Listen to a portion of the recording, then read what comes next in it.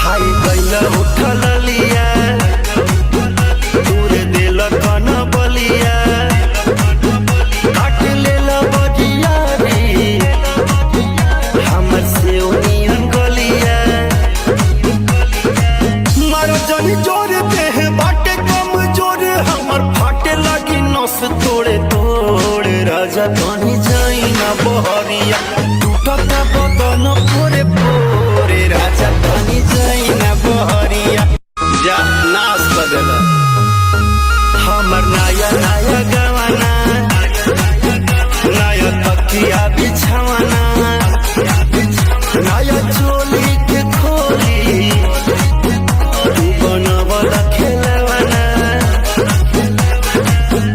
मेला कमान हटोवे त पहिले टाइट हाथी नरम नरम लेला लेला हो जलेबी। अरे तनी टोल बताओ मेला कमान हटोवे त पहिले टाइट हाथी नरम नरम लेला ये बाबू देखा न भौवा छानल जलेबिया गरम गरम रखो जनी से जिया उपास रजबू करब जवानी कना सरजबू हरे काहे न खबुझ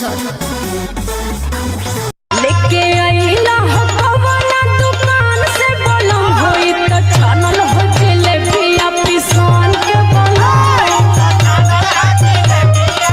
हाँ त सबरे नु करतानी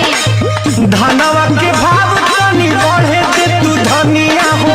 धनवा के भाव तनी बढ़े दे तू धनिया हो तोह के बढ़ाई बैठू मिया होठिया रसले है तुमको ना छूने दूंगी बॉयफ्रेंड तुम्हें बना के झूठे टेंशन में ना लूंगी लव में सबको छखोना पड़ेगा भाभी भाभी कह के है फायदा उठाया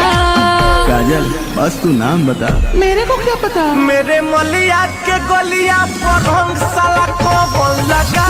एक बात सुन लो लहंगा उठा के न चला कमर हिला के न चला लुटी जाई चढ़ल जवानी ढोढ़ी देख सुनब न आज तो हम सही कहली अरे ऐसे जनी कहनी